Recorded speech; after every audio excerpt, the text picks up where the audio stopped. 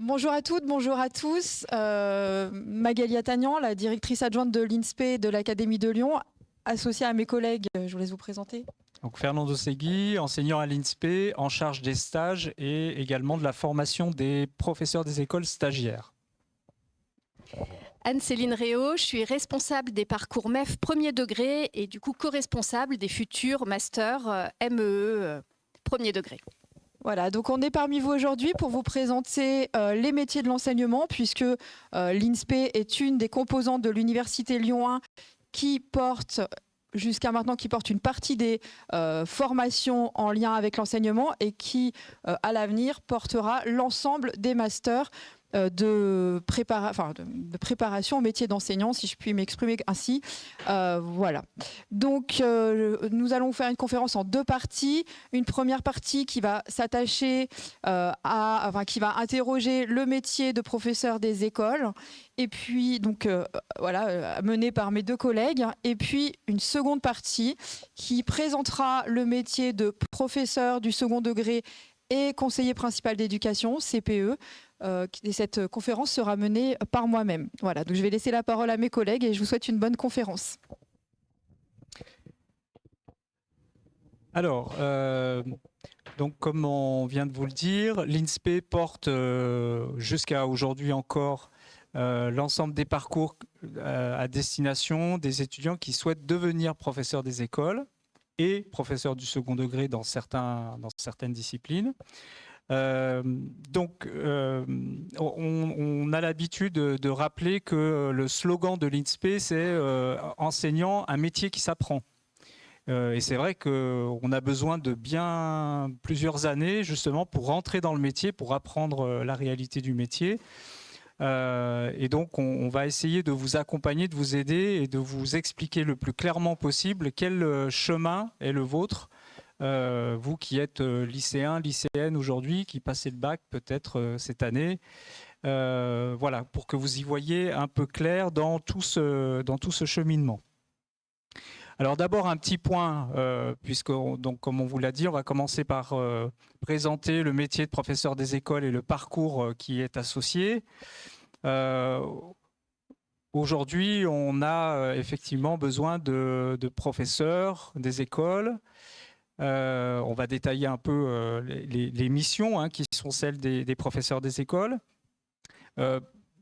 Première diapo avec des points d'attention sur la réalité du métier de professeur des écoles. Un maître mot, c'est polyvalence. Polyvalence, ça veut dire maîtriser plusieurs disciplines, enseigner plusieurs disciplines. Polyvalence, c'est aussi une réalité de terrain qui est très, très variée entre des élèves de l'école maternelle à l'école élémentaire. On a une polyvalence d'action auprès des élèves qui sont très différents, évidemment. Accompagner les élèves, les rassurer. Un gros travail aussi de créer les conditions qui font que les élèves sont bien à l'école, sont heureux d'être à l'école. La dimension équipe, si on est seul dans sa classe, enfin, pas toujours d'ailleurs, en tout cas on appartient à une équipe, donc c'est aussi un point de vigilance. Quand on est enseignant, on travaille à plusieurs. Il y a la dimension de dialogue avec les familles qui est essentielle. Les familles nous confient les enfants pour un temps qui est long à l'école. Nous devons travailler en lien avec les familles pour que les choses se passent le mieux possible en tout cas. Et puis, c'est un métier où on apprend tous les jours. Je vous ai dit, le slogan c'est enseigner un métier qui s'apprend. Ça s'apprend jusqu'à la fin. Oui, jusqu'à la fin. Donc il y a une dimension de formation, de curiosité, on va dire, qui est importante de souligner. On est aussi dans un cadre qui nous rappelle qu'on est là en tant qu'enseignant pour permettre à tous les élèves de réussir à hauteur de ce qu'ils seront en capacité de faire. Donc de fait, ça nous demande à nous, enseignants, d'être observateurs. On apprend avec les élèves. Ce sont les élèves aussi qui nous qui nous constituent en tant qu'enseignants, hein. Donc on les observe, on essaie de comprendre ce qui se passe pour eux et de ce qui fait obstacle potentiellement. Et puis derrière, on décide par des actions, on agit avec eux pour les aider à réussir au mieux. Quand on est enseignant, on enseigne, on a deux possibilités aujourd'hui. Alors là, on insiste évidemment sur l'école publique. Il y a également la dimension de l'enseignement privé, qui est une possibilité, l'école privée sous contrat par exemple. Mais en tout cas, lorsqu'on se destine au métier d'enseignement dans l'école publique, on enseigne là où il y a une école. Donc l'administration nous indique, nous affecte dans une école et on est attendu donc dans cette école. Distinction importante, on parle d'école primaire et l'école primaire est constituée de deux écoles, l'école maternelle, donc auprès des enfants entre 2 et 6 ans, pour les toutes petites sections, 2 ans, métier spécifique, passionnant, très, très réjouissant comme métier, et également donc l'école élémentaire de la classe du CP jusqu'au CM2, où donc là, de la même manière, on va accompagner les élèves, on va travailler avec eux dans les différents domaines d'enseignement, dans les différentes disciplines d'enseignement. Donc ça nous rappelle quand même que le profil, finalement, une des qualités, entre guillemets, premières du métier de professeur des écoles, c'est sans doute la curiosité, l'envie de voir un peu dans différents champs d'enseignement, de se cultiver en tout cas dans différents champs disciplinaires pour ne pas oublier évidemment qu'on enseigne toutes les disciplines.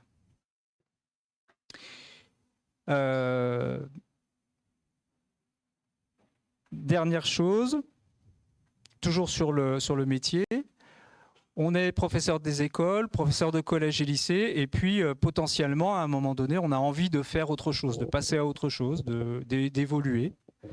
Donc là, on vous a mis plusieurs possibilités d'évolution dans le métier. Pourquoi pas prendre une direction d'école? Pourquoi pas aller dans l'enseignement spécialisé, puisque les professeurs des écoles peuvent, en suivant une formation en plus, devenir enseignants dans l'enseignement spécialisé. Et là, on tombe dans le monde des acronymes. L'éducation nationale adore les acronymes. Donc, par exemple, on peut enseigner en ULIS, en SECPA, etc. Bref, toutes les dispositions qui permettent aux élèves qui rencontrent des difficultés, qui sont en situation de handicap, d'être bien accueillis à l'école, d'être accompagnés et de suivre une scolarité qui leur permet de développer les compétences. Je laisse la parole à ma collègue qui va vous parler maintenant du parcours qui vous attend si le métier vous intéresse. Oui, parce que je crois que mon collègue vous a convaincu qu'être professeur des écoles, c'est un métier passionnant, vraiment plein de surprises et vous permettant vraiment de vous développer tout au long de votre carrière. C'est un métier ambitieux et c'est un métier complexe qui demande de développer un certain nombre de compétences. Et mon collègue vous l'a dit, c'est un métier qui s'apprend. Donc là, nous allons vous présenter les parcours pour vous permettre d'apprendre le métier de professeur des écoles et de réussir aussi à être professeur des écoles. Si vous suivez l'actualité, ça ne vous aura pas échappé que nous sommes en train de vivre une réforme de la formation initiale des enseignants, du premier degré, également du second degré. Donc cette réforme, en quoi elle vous concerne? Alors, elle vous concerne parce que le concours pour être professeur des écoles, dès cette année, est placé à la fin de la licence 3. D'accord ? Il y a un concours dit Bac+3 pour être professeur des écoles. Alors, on va voir quelle licence prépare au métier et prépare aussi au concours. Mais pour être professeur, de toute façon, il faut réussir un concours d'État. D'accord ? Donc, concours à Bac+3, donc c'est ce que vous voyez sur la diapo. Et suite à l'obtention du concours, Vous intégrerez ensuite un master. Donc, ce sont des nouveaux masters qui vont ouvrir à la rentrée. Donc, les masters enseignement et éducation. La première année, après le concours, vous êtes élève fonctionnaire avec 12 semaines de stage et vous êtes déjà rémunéré 1 400 € net par mois. Puis, en deuxième année de master, vous êtes fonctionnaire stagiaire. Donc, cette fois-ci, on va vous confier une classe à mi-temps en responsabilité. Et là, vous êtes rémunéré 1 800 € net par mois. Et suite à ces 2 années de master, si vous avez validé votre stage et validé le master, alors vous êtes titulaire de la fonction publique et vous êtes professeur des écoles titulaires. En début de carrière, vous gagnez environ 2 100 € net. Ça, c'est pour la partie après le concours, donc la partie master, puis titularisation. Mais là, si vous êtes lycéen, vous allez me dire, oui, mais avant, quelle licence choisit-on pour pouvoir préparer et réussir ce concours? À la rentrée 2026, il y a de nouvelles licences qui vont ouvrir. C'est la licence préparatoire, la licence professorat des écoles, donc la LPE.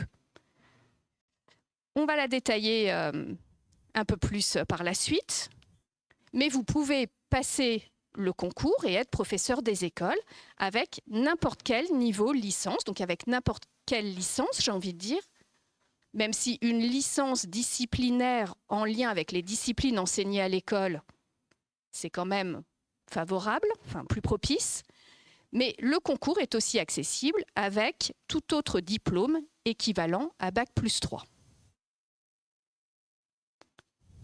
Si aujourd'hui, vous êtes au lycée et vous êtes sûr de vouloir devenir professeur des écoles, alors la licence professorat des écoles, c'est la licence la plus adaptée pour préparer votre projet. On va prendre du coup le modèle lyonnais, puisque du coup on est à Lyon 1, on est à Lyon. À la rentrée 2026, il y a une licence professorat des écoles qui va ouvrir. C'est une licence qui est portée par l'université Lyon 2, mais qui est co-accréditée avec l'université Lyon 1 et l'université Lyon 3. À la rentrée 2026, très concrètement, il y aura 140 places à Lyon, sur le site de Lyon, et 70 places sur le site de Bourg-en-Bresse. Parce que Lyon 1, le site de Bourg-en-Bresse dépend aussi de Lyon 1.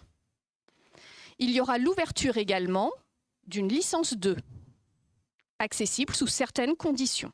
D'accord ? Mais si vous avez déjà une licence 1, sous certaines conditions, vous pourrez accéder directement à la licence 2. Je ne sais pas si certains sont concernés. Il n'y aura pas de licence 3 à la rentrée 2026. En revanche, la réforme continuera son cours et à la rentrée 2027, il y aura l'ouverture toujours de la licence 1, de la licence 2 et cette fois-ci de la licence 3, donc du parcours complet. Il y a également une licence professorat des écoles ouverte sur le site de Saint-Étienne, donc avec l'université Jean Monnet. Pour candidater sur cette licence professorat des écoles, il faut passer par Parcoursup. Donc Parcoursup, je pense que vous êtes bien renseignés, c'est ouvert depuis le 19 janvier et suivez bien les différentes dates du processus. Pour candidater en licence 2, ça se fera sur e-candidat et du coup via la plateforme de Lyon 2, puisque c'est à Lyon, porté par Lyon 2. Juste une précision sur Parcoursup. Vous faites bien attention d'aller sur les offres de formation qui sont portées par l'université Lyon 2, de manière à trouver la LPE, la licence professorat des écoles. C'est bien sur les offres de formation de l'université Lyon 2 que vous trouverez la licence LPE. En passant par l'université Lyon 1, vous ne trouverez pas cette formation à Lyon. Alors pourquoi choisir la licence professorat des écoles si vous voulez être professeur des écoles? C'est parce que cette licence, elle vous permettra de bien comprendre, d'apprendre le métier spécifiquement de professeur des écoles, en vous permettant du coup de retravailler l'ensemble des savoirs nécessaires pour enseigner à l'école primaire et de travailler aussi toutes les autres composantes du métier, c'est-à-dire de découvrir les différents contextes que M. Segui vous a présentés, mais également comprendre le contexte institutionnel d'exercice du métier, et puis de continuer à construire votre projet professionnel.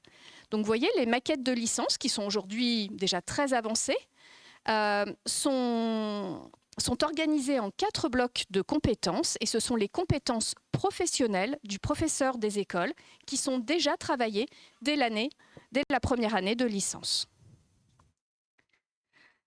Si vous faites le choix d'une licence disciplinaire, si vous ne faites pas le choix de la licence professorat des écoles, dans certaines licences, il y a des modules de préparation au CRPE en L2 et en L3.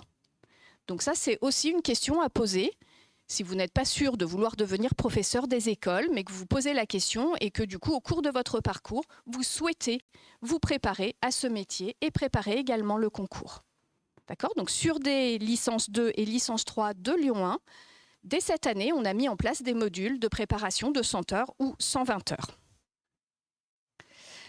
Très concrètement, le concours, alors sur 2 années de transition de la réforme, il y aura les doubles concours. Donc le concours Bac+5, comme il y avait précédemment, et dès la session 2026, le concours Bac+3. Sur le concours Bac+3, qui vous concerne plus précisément, il y a 2 épreuves d'admissibilité à l'écrit, donc pour vérifier l'ensemble des connaissances sur les disciplines enseignées à l'école, cette fameuse polyvalence, et 2 épreuves d'admission aussi à l'oral. Ce qui est en cours d'étude, parce que la réforme, en fait, toutes les décisions ne sont pas encore définitivement votées au niveau national, c'est la mise en place d'un concours spécial si vous avez suivi les 3 années de licence professorat des écoles, avec un concours qui serait plus professionnel, puisque vous avez pu faire des stages. Oui, parce qu'en licence professorat des écoles, il y a 10 semaines de stage également sur les 3 années. Dernière information, nous avons des journées portes ouvertes sur nos 3 sites INSPE, à Lyon, à Bourg-en-Bresse et à Saint-Étienne. C'est mercredi prochain, de 14h à 19h, et vous avez le programme détaillé de ces après-midi-là sur le site de l'INSPE. Et du coup, on pourra aussi continuer à réfléchir votre projet avec vous et à répondre à vos questions. Merci beaucoup. Donc, rebonjour à toutes, rebonjour à tous, chers parents, chers lycéens et chers étudiants qui peuvent envisager ou penser une reconversion. Donc, comme je l'ai dit tout à l'heure, je suis Magali Attagnan, je suis la directrice adjointe de l'INSPE et je porte également les parcours second degré physique-chimie de l'académie. Donc, en essayant de ne pas faire trop de redites pour vous, je vais vous présenter ce que sont les métiers de professeur du second degré et conseiller principal d'éducation en lycée et collège. Donc, tout comme mes collègues, je vais peut-être attendre une petite minute que toutes les personnes qui ne souhaitaient pas, enfin qui étaient intéressées par professeur des écoles peut-être sortent pour vous parler. Voilà. Alors, sachez toutefois qu'à la fin de la présentation, il y a aussi des réponses aux questions, y compris pour professeurs des écoles. Mais par contre, voilà, c'est le moment peut-être de sortir si vous le souhaitez.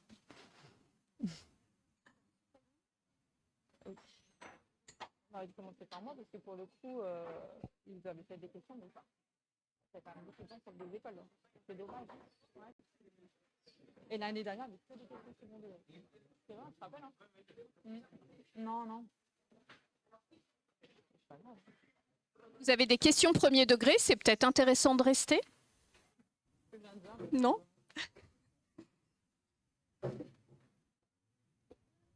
Vous avez une question?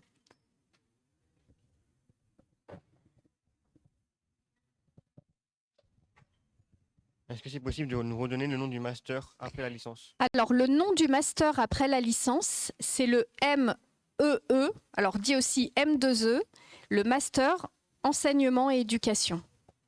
Donc 2 années, M1, M2. Première année, vous êtes élève fonctionnaire et la 2e année, vous êtes fonctionnaire stagiaire.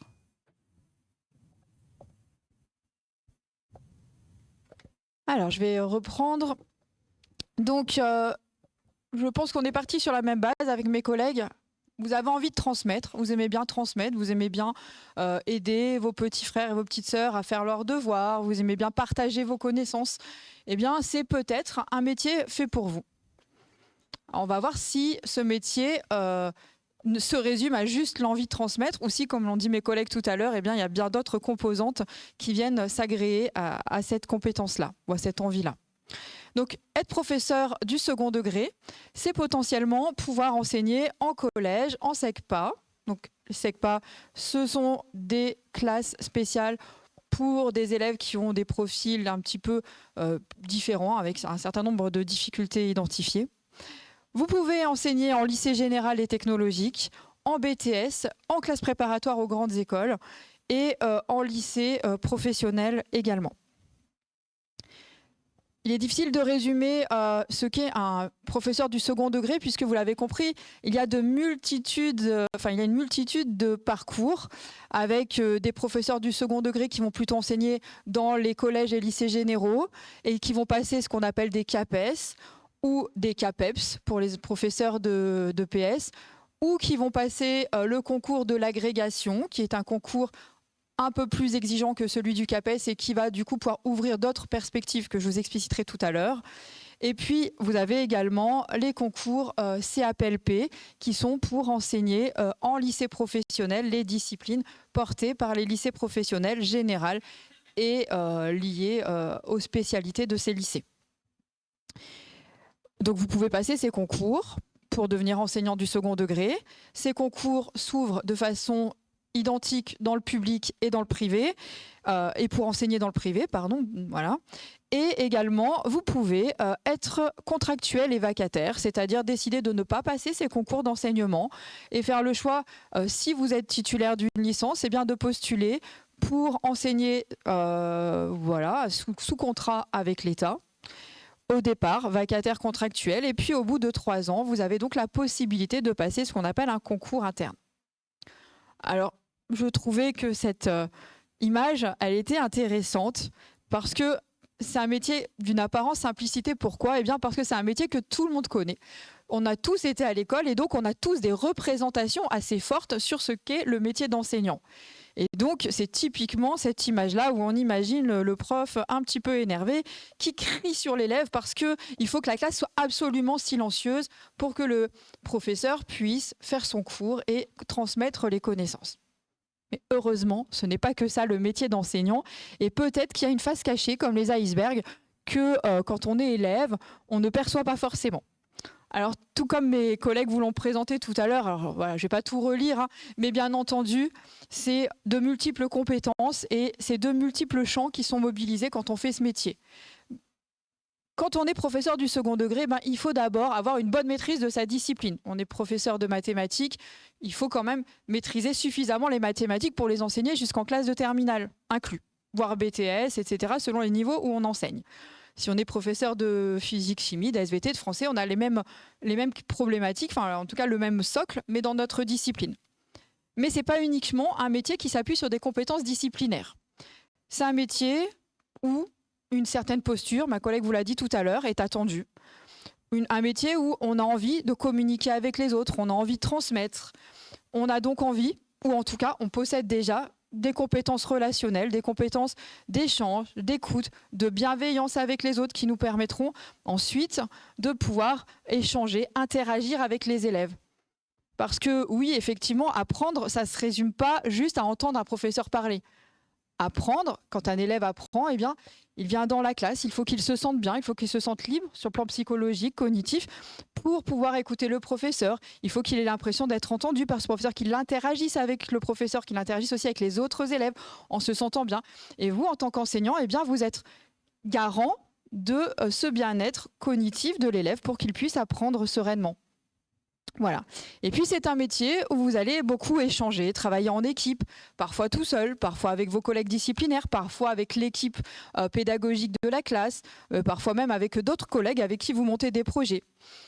c'est un métier également où je l'ai mis en dernier parce que c'est peut-être le point un petit peu faible de ce métier où vous allez devoir être un petit peu mobile parce que contrairement au concours de professeur des écoles où vous vous inscrivez dans une académie, et bien là, les concours de l'enseignement secondaire, ce sont des concours qui sont nationaux et donc vous avez, une fois la réussite à ce concours, la possibilité de changer d'académie. Alors ce n'est pas qu'une possibilité, c'est parfois une injonction. Malheureusement pour vous, vous allez mettre des vœux et selon tout un tas de critères, eh bien, il est possible que vous soyez obligé de changer d'académie. C'est un métier, j'ai mis paradoxal, parce que parfois, vous allez être en cours, faire un cours avec des élèves, et puis sortir vraiment déçu. Vous aurez tout donné, vous aurez réfléchi tout le week-end, et le lundi, faites ce cours, et ça ne fonctionne pas. Les élèves n'ont pas été à l'écoute, il y a eu des bavardages, vous avez le sentiment qu'ils n'ont rien compris à ce que vous leur avez expliqué, et vous revenez, vous êtes extrêmement déçu. Et parfois, c'est très difficile, ce sentiment-là, de se dire, bah, là, j'ai vraiment raté ma séance. Et parfois, à l'inverse, eh bien, les choses vont se passer absolument... tout va bien se passer de façon merveilleuse pour vous. Les élèves vont être vraiment très, très convaincus par ce que vous leur proposez, très impliqués, très engagés. Il va y avoir énormément d'échanges avec eux. Les compétences et les connaissances vont se construire et vous allez ressortir complètement voilà, heureux. Et vous, là, vous n'aurez aucun doute à vous sentir à votre place. Voilà. Donc, c'est un métier qui est assez paradoxe, mais comme je pense, l'ensemble des métiers, hein, il y a toujours des moments où c'est mieux que d'autres. Et là, on retrouve exactement le même sentiment. On vit le même sentiment. Où l'adaptation est permanente, eh bien oui, parce que parfois, vous allez construire un cours, comme je viens de vous l'expliquer, et puis vous allez le faire avec une classe de 4e, ça va être super, le cours va vraiment bien se passer. Et puis, l'heure d'après, avec une autre classe de 4e. Et là, rien ne va fonctionner comme vous l'aviez prévu. Eh bien oui, parce qu'en fait, on est un métier qui mêle à la fois, on l'a dit tout à l'heure, des connaissances disciplinaires, et à la fois des aspects sociaux qui sont très importants. Vous n'êtes pas devant un ordinateur, vous êtes devant des enfants, des élèves qui sont en construction. Et j'ai envie de dire, chaque année, chaque classe, chaque contexte d'enseignement est singulier et va nécessiter que vous vous adaptiez et que vous adaptiez vos cours au public que vous avez face à vous. Et comme l'a dit tout à l'heure ma collègue, c'est aussi un métier où la référence institutionnelle s'impose. Pourquoi ? Eh bien parce que vous en doutez bien, un enseignant ne fait pas complètement ce qu'il veut dans sa classe. Il y a des textes de loi qui nous imposent, qui imposent aux enseignants des programmes, de suivre, voilà, d'aborder tel et tel point, d'avoir telle et telle attitude, d'évaluer de telle et telle façon, etc. Donc voilà, donc il y a une part de créativité qui est assez forte. On pourrait dire un enseignant du second degré, voire même du premier degré, hein, c'est un artisan. Lui, un petit peu, il construit ses cours un peu tout seul et ça, c'est absolument enrichissant. Le disait ma collègue tout à l'heure, c'est un métier où on s'enrichit en permanence. Mais malgré tout, à un moment donné, il y a quand même, on s'adapte à un seuil qui est positionné par l'institution et qui nous impose quand même d'aller dans une trajectoire et pas dans une autre. Voilà, voilà. Donc ça, j'en ai peut-être pas, je vais essayer de faire plus court pour regagner du temps. Voilà.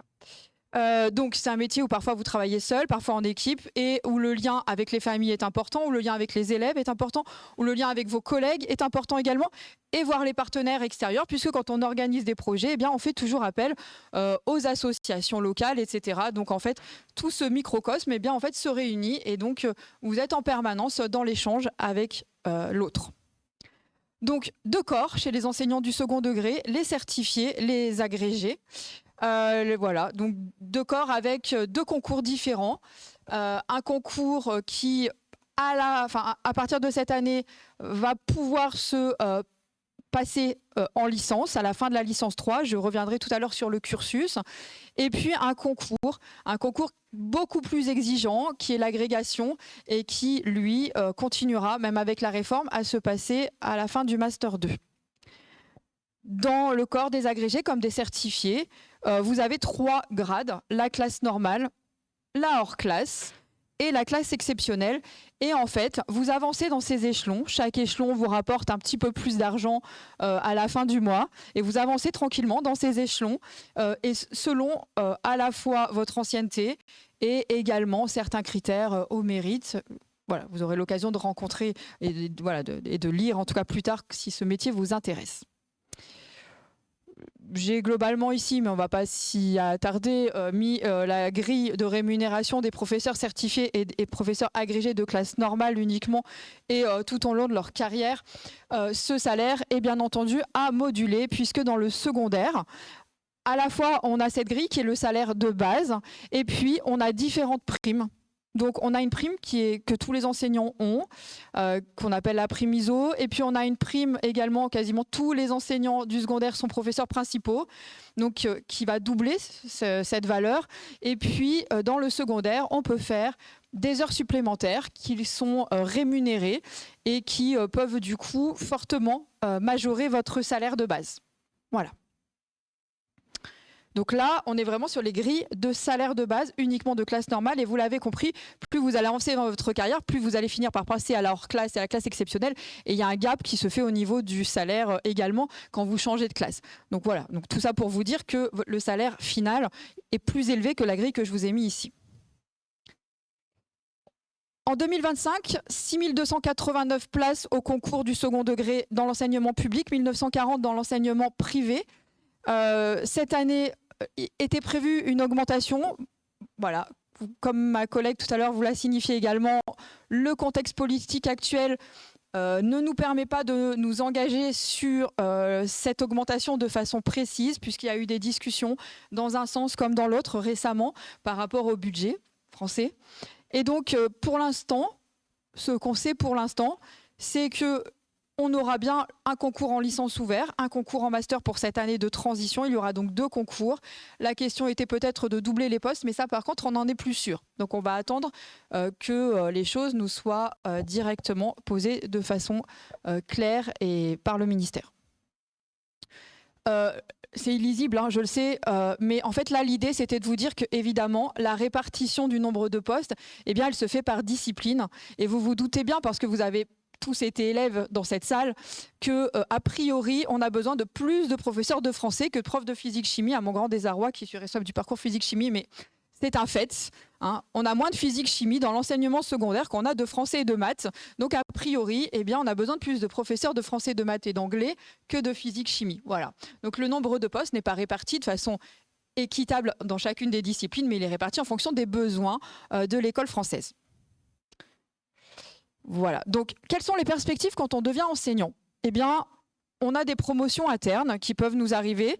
On peut être convoqué plutôt, je ne sais pas si on dit convié, c'est aussi convié parce qu'intellectuellement c'est intéressant, mais à être jury d'examen, à écrire des sujets de bac, à écrire des sujets de brevet, à corriger le brevet, à corriger le bac. Voilà, on peut changer de ministère et du coup avoir un poste dans d'autres ministères. On peut également changer de fonction. À devenir soit chef d'établissement en collège, en lycée ou en lycée professionnel, soit peut-être qu'un mot que vous connaissez, inspecteur de la discipline. Voilà, bon, c'est un autre métier. Inspecteur, c'est pas juste venir voir les profs, parce que ça, c'est ce que vous connaissez vous en tant qu'élève. Mais bien entendu, ça, c'est une toute petite partie du métier d'inspecteur qui a évidemment beaucoup plus d'action dans ces fonctions.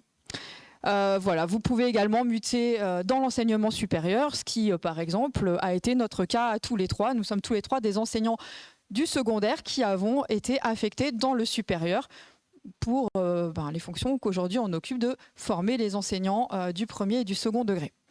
Et puis, vous pouvez avoir des missions à l'international pour développer des structures, des écoles du supérieur, des établissements dans votre discipline. Enfin, vraiment, la liste est longue. Vous pouvez devenir formateur. Voilà, la liste est très, très longue. Je n'ai pas du tout mis sur cette slide. Et donc, en fait, contrairement peut-être aux idées reçues, eh bien, on a quand même encore des ouvertures assez grandes pour pouvoir évoluer dans ce métier si, toutefois, être devant des élèves ne nous intéresse plus directement. Alors, pour aller assez vite, quel cursus, quelle formation? Eh bien, finalement, là, je vais aller assez vite parce que finalement, on va se retrouver sur les mêmes prérogatives que ce que mes collègues vous ont présenté tout à l'heure. Donc, la réforme, ce qui finalement va vous intéresser, vous, hein, c'est pas ce qui se passe peut-être cette année, c'est plutôt ce qui se passera l'année prochaine pour vous et les années qui vont suivre. Eh bien, dans le cadre de la réforme des enseignants, du primaire comme du secondaire, eh bien, le concours va se déplacer à la fin de la licence 3. Donc, vous allez faire une L1, L2, L3 disciplinaire, parce que vous pouvez bien sûr faire une licence 1, 2, 3 d'anglais et passer le CAPES de maths, ça va être assez compliqué, vous l'avez bien compris. Voilà. Donc idéalement, si vous souhaitez devenir prof de maths, il va falloir que vous fassiez une L1, L2, L3 de mathématiques, ou en tout cas un bac+3 équivalent en lien avec l'enseignement des mathématiques pour être capable de réussir ce concours. Ce n'est pas une obligation, l'obligation c'est le titre, il faut avoir un bac+3. Vous allez réussir ce concours à bac+3 qui est un concours purement disciplinaire. C'est pour ça que je vous dis que c'est très difficile quand même de ne pas l'avoir, enfin de l'avoir en n'ayant pas fait la licence en lien avec la discipline que vous passez. Donc des écrits disciplinaires, des oraux disciplinaires avec un entretien professionnel, si on peut se permettre, sur un entretien sur vos motivations pour devenir enseignant, et vous avez le concours. Et après, tout se passe exactement comme pour les professeurs des écoles, à savoir un master MEE, enseignement et éducation, un M1 rémunéré à 1 400 € net par mois avec 12 semaines de stage et un certain nombre d'heures d'enseignement. Et puis un M2 où vous êtes à mi-temps en établissement scolaire en responsabilité de classe, c'est-à-dire que vous serez le professeur d'anglais, enfin nous on est à Lyon 1, alors on va plutôt parler scientifique, le professeur de maths de la classe de seconde 13, seconde 12, etc. C'est-à-dire vous ne serez pas tutoré par un autre professeur, vous serez bien le professeur responsable à mi-temps de vos classes. Voilà, et là vous serez rémunéré 1 800 € par mois. À l'issue de ce master, dans le processus en lien avec ce master, vous allez également être titularisé par l'Éducation nationale parce que vous avez réussi le concours. Vous allez finir votre formation en master, mais à la fin du M2, eh bien, il y aura une commission de titularisation qui vous intégrera ou non, alors on souhaite que oui, dans le corps des enseignants certifiés, puisque là je parle uniquement du concours pour devenir professeur certifié. Agrégation, c'est un petit peu différent et nous ne la préparons pas directement à Lyon 1. Pour les disciplines scientifiques, il faut aller à Normal Sup pour ce qui est du bassin lyonnais, à l'école normale supérieure de Lyon. Voilà. Très rapidement, qu'est-ce qu'on enseigne dans ce master M2E? Donc ne rentre dans ce master M2E que les lauréats de concours, vous l'avez compris. Donc il faut être lauréat de concours pour intégrer ce master M2E. Et une fois que vous avez intégré ce master M2E, eh bien, à la fin, on va vous préparer au métier, avec des enseignements didactiques, pédagogiques en lien avec votre discipline. On va vous préparer également, on va vous augmenter encore votre niveau disciplinaire pour le renforcer et vous permettre d'enseigner à la fois en collège, mais en lycée, voire en BTS ou classe prépa, etc. Ou en tout cas, établissement d'enseignement supérieur. On va également vous apprendre comment fonctionne un élève cognitivement, qu'est-ce que c'est qu'un enfant de 10 ans à 18 ans, comment il fonctionne, quelles sont ses réactions, enfin voilà, tout ce qui est en lien, disciplinairement parlant, et tout le reste, toute la périphérie en lien avec le métier d'enseignant. Voilà. Je vous ai, comme ma collègue, mis les blocs très rapidement. Donc, dans ce master, il y a 4 blocs. Évidemment, il y a un bloc maîtriser et enseigner la discipline qui constitue la moitié des heures de ce master. Et puis, un bloc qui va nous permettre de comprendre ce qu'est un élève et la diversité des profils des élèves. Un bloc qui s'appuie sur les valeurs fortes portées par l'école française, laïcité, valeurs de la République, lutte contre les discriminations, l'égalité filles-garçons, etc., etc. Et puis un bloc 4 qui va vous accompagner dans une démarche réflexive, à la fois en termes de développement professionnel, et puis, voilà, essentiellement d'ailleurs en termes de développement professionnel et en termes également de développement dans certains aspects de la profession, notamment sur le volet numérique. Et puis l'exigence des masters ici à l'université exige qu'en fait vous ayez, quel que soit le master, une UE de langue vivante étrangère, avec pour les masters MEF un niveau B2 exigé pour valider ce master. Voilà. Donc à l'issue du master, je le redis, pour être enseignant à la fin, titulaire, il faut d'une part avoir validé le master et puis également avoir été titularisé par l'Éducation nationale, par l'institution qui va vous embaucher et qui donc viendra vous visiter dans vos classes l'année courant de l'année du M2. Voilà. Eh bien, je pense que je vais m'arrêter là. J'espère avoir répondu à l'ensemble de vos questions sur le second degré. Et puis, mes collègues et moi sommes maintenant à votre écoute pour poser des questions autant second degré que premier degré, si vous en avez encore, évidemment. Merci de nous avoir écoutés.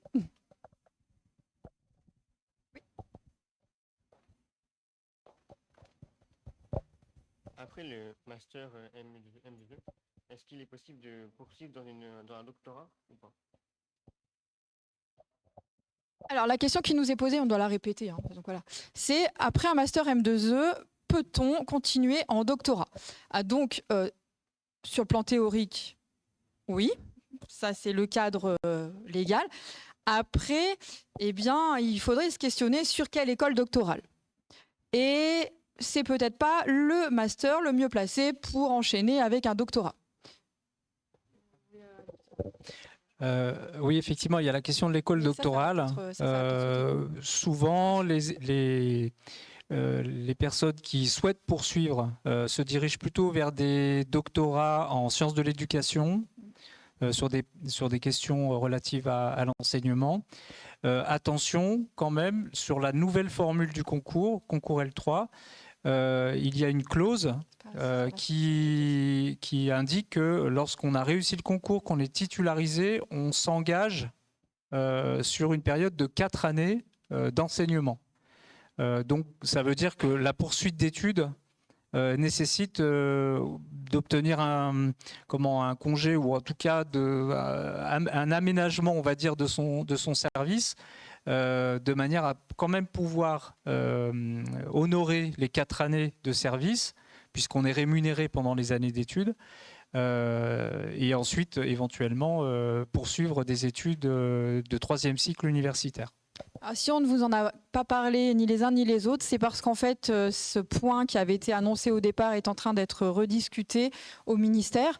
Donc, nous sommes plus certains que ce point des 4 ans d'engagement suite au master MEE soit toujours d'actualité. Mais étant donné que la réforme est en train de se construire et que les éléments paraissent au jour le jour, nous sommes incapables aujourd'hui de vous dire s'il y aura cette obligation des 4 ans qui perdurera ou non dans le cadrage de cette réforme nationale. Voilà.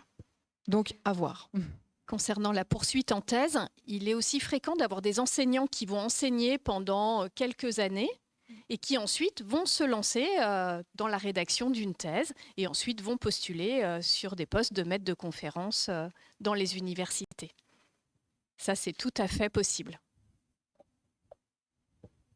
Aujourd'hui, il est quand même, je ne dirais pas courant, mais dans les promotions d'étudiants que nous formons aujourd'hui au concours, puisque aujourd'hui les masters forment au concours, ce qui sera différent à partir de l'année prochaine au niveau de la réforme, nous avons dans les parcours second degré, en tout cas toujours plusieurs docteurs de la discipline qui finalement se reconvertissent en venant passer en se préparant pour le CAPES et en venant passer le CAPES pour devenir enseignant, parce que la recherche finalement ne les intéresse plus pour diverses raisons. Voilà. Donc c'est très courant d'avoir des docteurs dans les candidats qui passent le concours du CAPES. Et évidemment, il doit y en avoir encore plus au niveau de l'agrégation. Ce qui doit vous rassurer, c'est qu'en fait, quand on devient enseignant aujourd'hui, il y a plein de possibles en fait en termes d'évolution de carrière. Et se tourner vers les métiers de la recherche, c'est une évolution possible, voilà, en fonction de vos envies. Mais c'est ce qu'on a essayé de vous montrer, c'est-à-dire que, alors, on peut rester enseignant dans sa classe. Moi, je parle pour le premier degré. On peut rester, quand on est titulaire, dans la même école, avec le même niveau, pendant 42 ans aujourd'hui.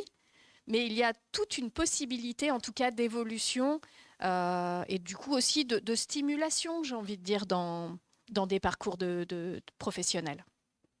Vous avez aussi la possibilité, quand vous êtes enseignant, de demander ce qu'on appelle des congés formation et d'avoir des années rémunérées à 80% de votre salaire pour pouvoir passer un concours.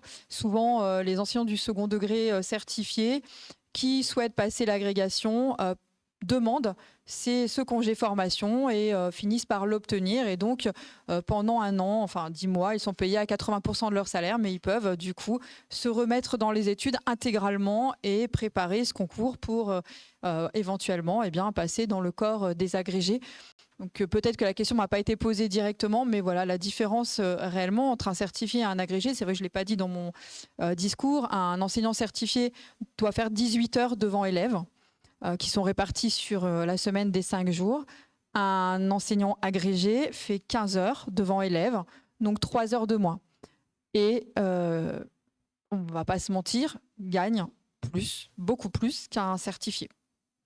Donc effectivement, on peut retrouver des agrégés en collège et en lycée en faisant le même métier que leurs collègues certifiés. Ils auront et moins d'heures et ils gagneront plus. Ce sont les statuts qui sont comme ça. Parce qu'historiquement, les agrégés devaient se retrouver dans l'enseignement supérieur ou dans les classes de terminale. Aujourd'hui, ce n'est plus le cas. Vous pouvez très bien, en tant que certifié, avoir des classes de terminale en charge. Aujourd'hui, la répartition elle se fait plus entre collègues qu'entre titres d'agrégés et de certifiés. Pour autant, il y a cette différence à la fois en termes d'heures devant élèves et en termes de salaire. Voilà.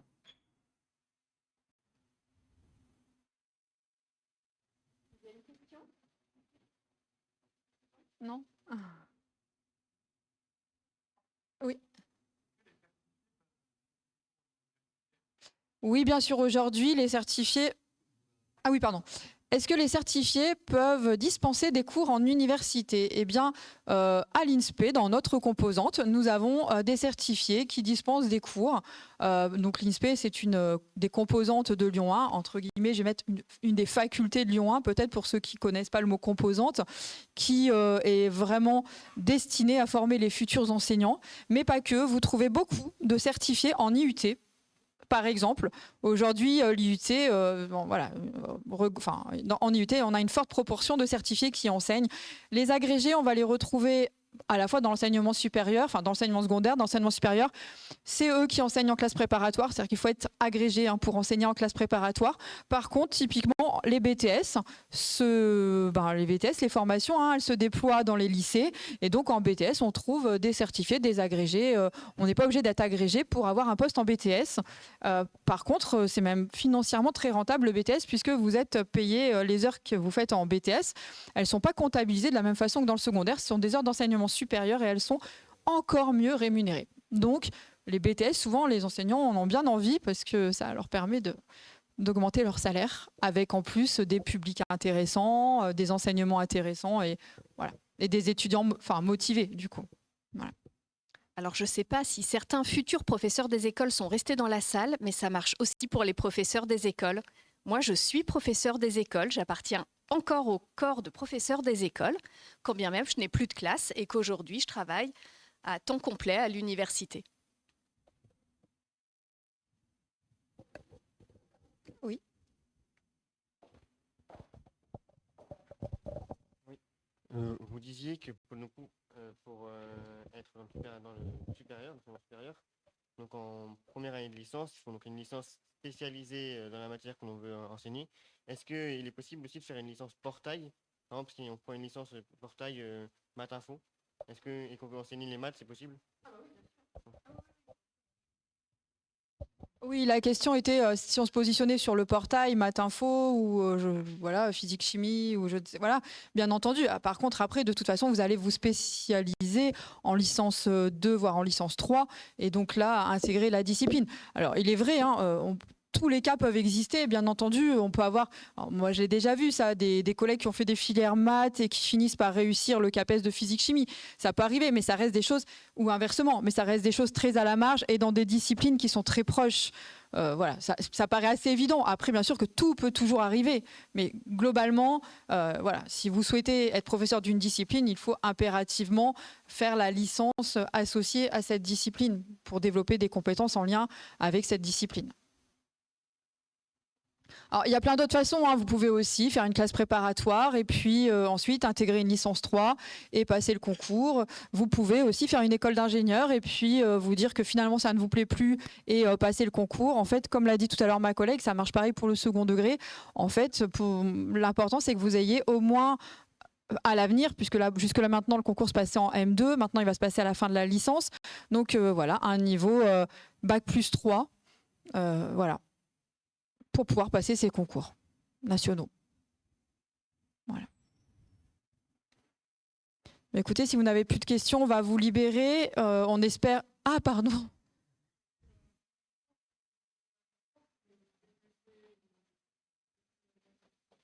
Oui, alors tout à fait. Certains... par exemple, il y a deux cas de... Oui, je répète la question. Oui, j'oublie. Peut-on, avec un BUT, réussir le concours d'enseignant ou devenir enseignant? La réponse est oui. Allez, oui, doublement oui. Il y a deux choses. D'abord, nous, dans nos Master MEF actuels, on a des étudiants qui ont fait qui ont suivi des formations, qui ont obtenu des BUT dans la discipline qui correspond. Voilà. Si moi je vous prends l'exemple de la physique-chimie, eh bien, on a des étudiants avec nous en ce moment qui ont fait des BUT chimie ou physique et qu'on retrouve en ce moment en Master MEF en train d'essayer de préparer le concours. Et ce ne sont pas les élèves, ce sont pas les étudiants les plus faibles. Ils finissent comme les autres par réussir ce concours et devenir prof de physique-chimie par exemple. Et donc on doit pouvoir, j'imagine, retrouver ça dans toutes les disciplines qui sont en lien avec ce diplôme, bien entendu. Voilà. Et puis, on recrute aussi beaucoup en BUT pour notamment les filières technologiques, pour passer certains CAPET. Donc, je vous l'ai dit, pour devenir professeur de filière, en filière technologique, en STI 2D, etc., en STL ou d'autres filières technologiques. Voilà, et donc ces BUT-là, ils sont fortement en lien direct avec ces disciplines qu'on retrouve soit en lycée technologique, soit en lycée professionnel. Et donc ce sont ces étudiants-là qui viennent enrichir les rangs des futurs candidats de ces diplômes-là pour devenir enseignants. Donc il est vrai que la voie royale pour devenir enseignant dans les disciplines classiques, c'est la licence classique, mais ce n'est pas la seule voie. L'important, c'est d'avoir un bac+3. Et comme je vous l'ai clairement dit, si vous faites un BUT en lien avec la discipline que vous voulez apporter plus tard concernant l'enseignement, eh bien, il n'y a aucune raison que vous n'arriviez pas à récupérer les quelques petits éléments théoriques qui vous manquent, bien entendu, dans votre formation, et que vous soyez forcément en échec. Ça, il n'en est pas question. Voilà. On en a beaucoup qui réussissent au concours en ayant fait un DUT à l'époque, et qui ont rejoint nos rangs.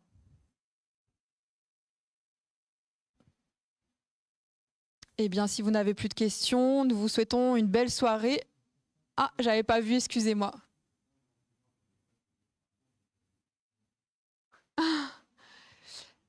Alors, quand on est enseignant dans les classes préparatoires, on est payé combien? C'est ça la question, donc je la répète. Eh bien, quand on est enseignant dans les classes préparatoires, c'est un petit peu comme ce que je vous ai expliqué en BTS, c'est-à-dire que vous êtes enseignant dans le supérieur. Donc, je ne vais pas rentrer dans les détails de calcul devant vous, mais vous avez une majoration de salaire qui n'est pas négligeable. Donc, effectivement, un enseignant de classe préparatoire agrégé, puisque vous l'avez compris, pour enseigner en classe préparatoire, là, il faut être agrégé, gagne plus qu'un enseignant agrégé de lycée et collège. Ses heures supplémentaires sont fortement majorées, il doit faire moins d'heures devant élèves, et il a d'autres missions, notamment des missions de correction de concours, etc. Enfin, d'autres missions qui viennent en fait ajouter des primes qui augmentent son salaire. Voilà, concrètement. Et la répartition de l'année n'est pas la même. Un prof en classe prépa va pas être occupé de la même façon tout au long de l'année. Il y a des moments où les étudiants préparent les concours, où ils sont libérés de cours. Et il y a d'autres moments où la charge de travail est très intense. Les professeurs de classe préparatoire travaillent énormément. Ils gagnent plus, mais ils travaillent énormément pour évidemment gagner ce salaire-là. Et puis, c'est quand même un niveau qui est très, très exigeant avec des étudiants qui sont très exigeants eux-mêmes. Donc, ça nécessite quand même un gros investissement personnel.